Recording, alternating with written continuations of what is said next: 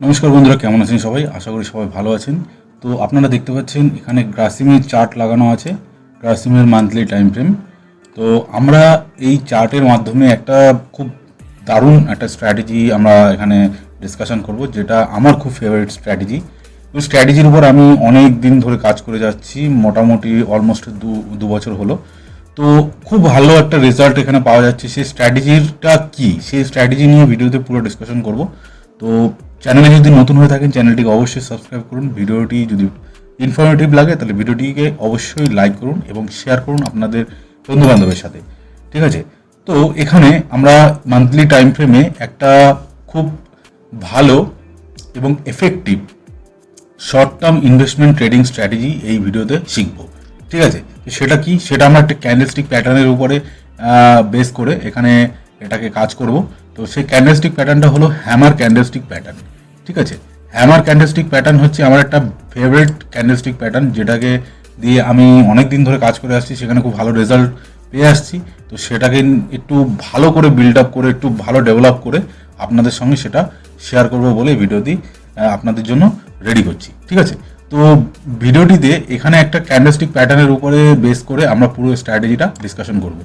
তো হ্যামার হচ্ছে এরকম একটা ক্যান্ডেলস্টিক প্যাটার্ন, যেটা দেখতে ঠিক এরকম হবে।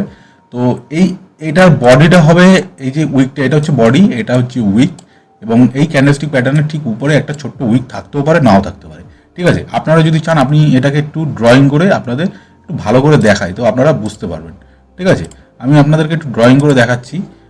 এটা হবে বুলিশ ক্যান্ডেলস্টিক প্যাটার্ন। তো এরকম হবে দেখতে কিছুটা, ক্যান্ডেলস্টিক প্যাটার্নটা ঠিক এরকম কিছুটা দেখতে হবে, ঠিক আছে? গ্রিন কালারের হবে এবং ঠিক এরকম দেখতে হবে, ঠিক আছে? বুঝতে পেরেছেন? এখানে উইক থাকলেও হবে, না থাকলে খুবই ভালো, ঠিক আছে? তো এটা এই ক্যান্ডেলস্টিক প্যাটার্নে এটা হচ্ছে আপনার এটা হচ্ছে আপনার হাই, ঠিক আছে?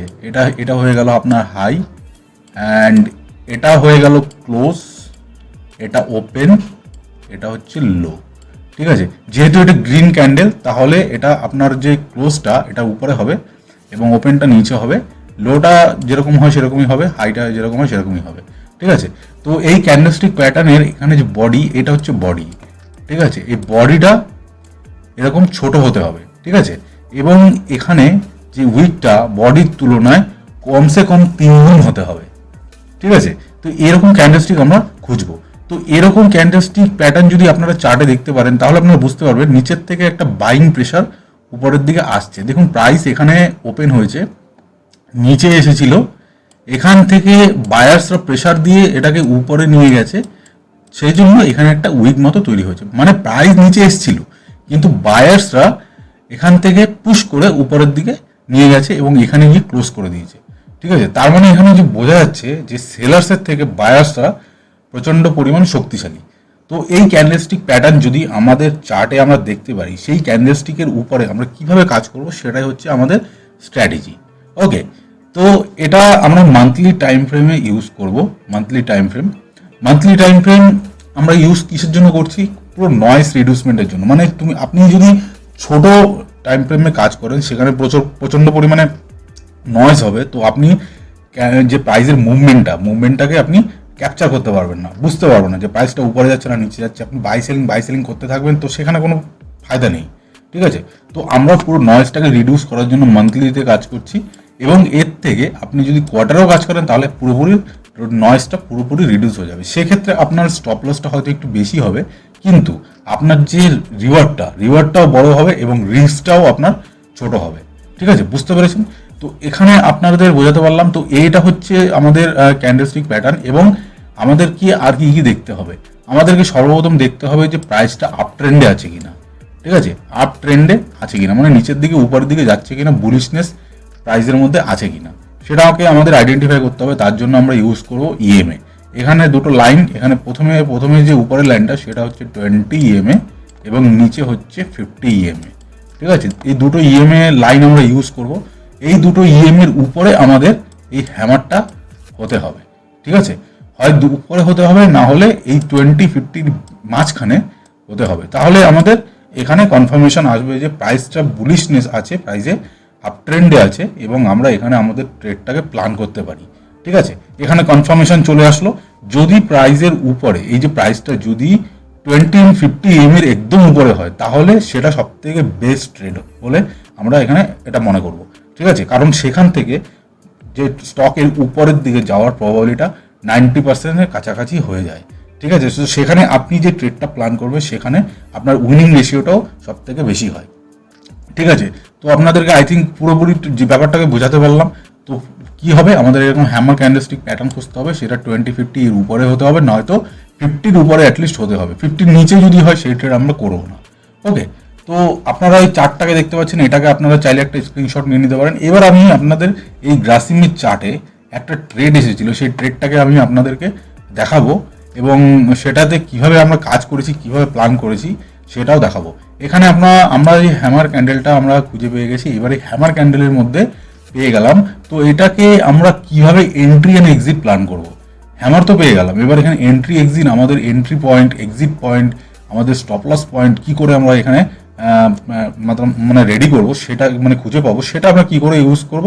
সেটা হচ্ছে আমরা ইউজ করব হচ্ছে একটা ফিবোনাকি বলে একটা টুল আছে, সেই টুলটার মাধ্যমে আমরা entry, exit and stop loss এই তিনটে পয়েন্ট আমরা ডিফাইন করব।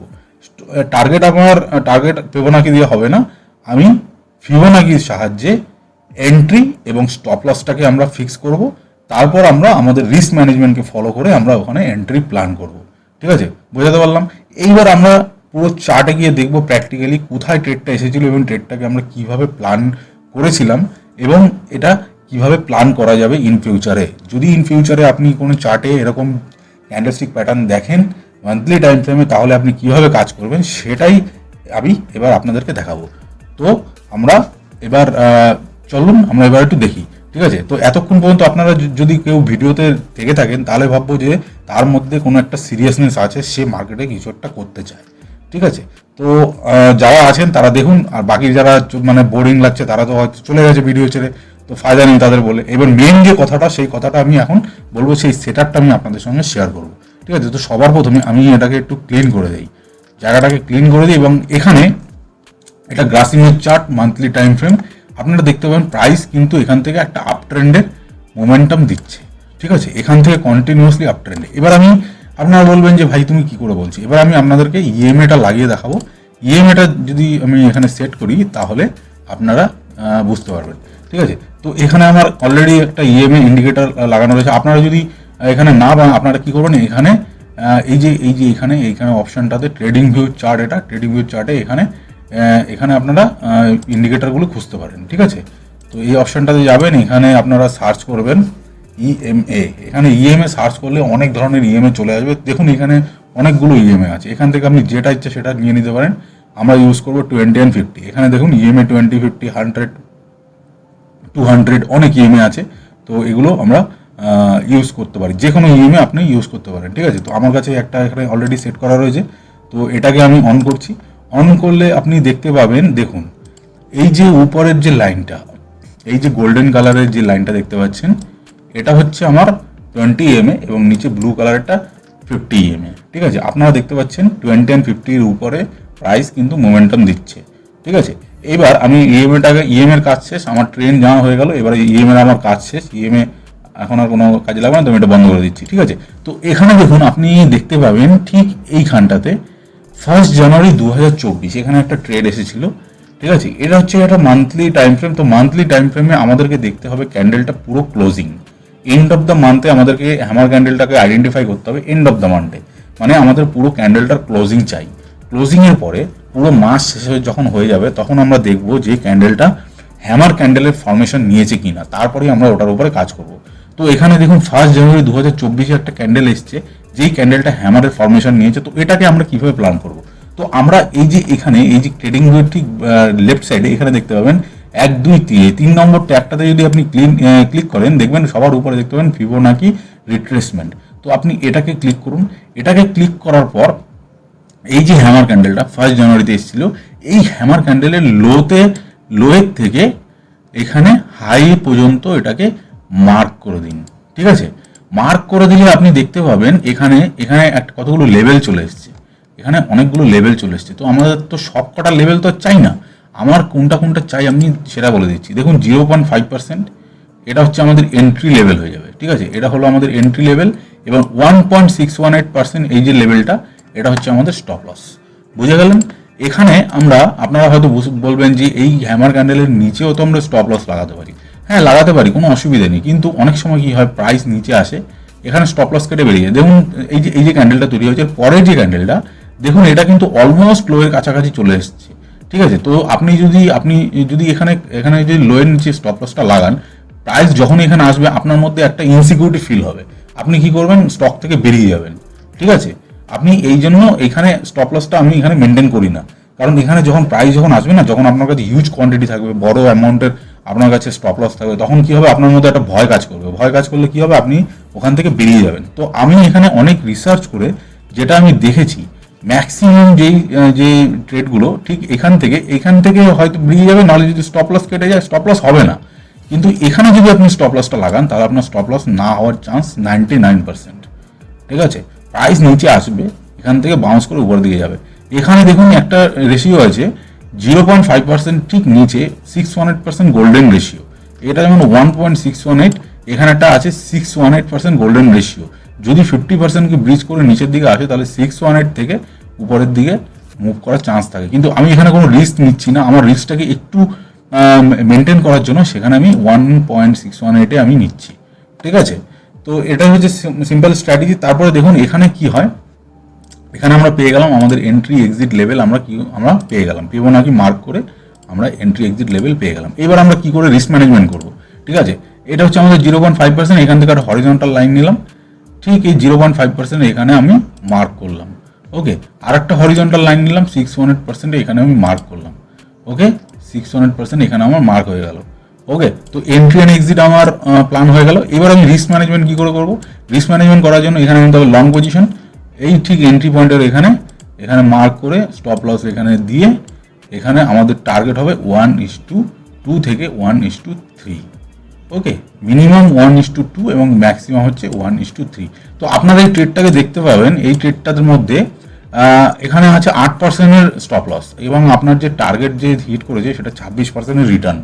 ওকে, তো এখানে কি হয়েছে, এখানে আমরা এন্ট্রি প্ল্যান যখনই করলাম, ঠিক পরের যে ক্যান্ডেলটা দেখুন, এই ক্যান্ডেলটা আমাদের হ্যামার, পরের ক্যান্ডেলটা যখনই ওপেন হয়েছে, ঠিক আমাদের এখানে এন্ট্রি দিয়ে এখান থেকে রিজেক্ট হয়ে উপরের দিকে গেছে। তারপর 1 2 3 4 4 মাসে আমাদের টার্গেট হিট এবং তার পরের মাসে উপরের দিকে গেছিলো, কিন্তু আমাদের 4 মাসে 1:3 টার্গেট আমাদের অ্যাচিভ হয়ে গেছে। ঠিক আছে, তো এটা হচ্ছে সিম্পল স্ট্র্যাটেজি। আশা করি বোঝাতে পারলাম। যদি কোনো ডাউট থাকে তাহলে ভিডিও নিচে অবশ্যই কমেন্ট করুন এবং ভিডিওটি ভালো লেগে থাকলে অবশ্যই লাইক করুন, চ্যানেলটিকে সাবস্ক্রাইব করুন। দেখা হবে পরের ভিডিওতে। নমস্কার।